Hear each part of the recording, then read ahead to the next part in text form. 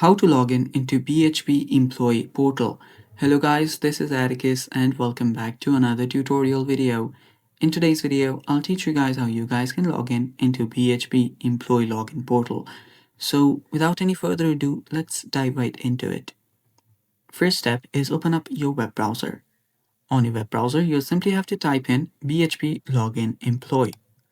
After you do that, it will give you BHP's websites. So let's let this load, and there we go.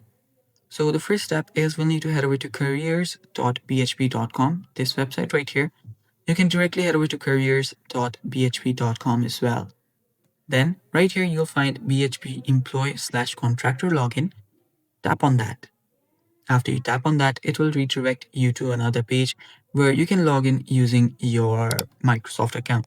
Now, the Microsoft account does need to be your account associated to BHP. So just use that and type in your password. Then tap on next and you'll get logged in. And it's that simple. And that's all for today's video as well. Thanks for watching guys. Stay tuned for more and bye-bye.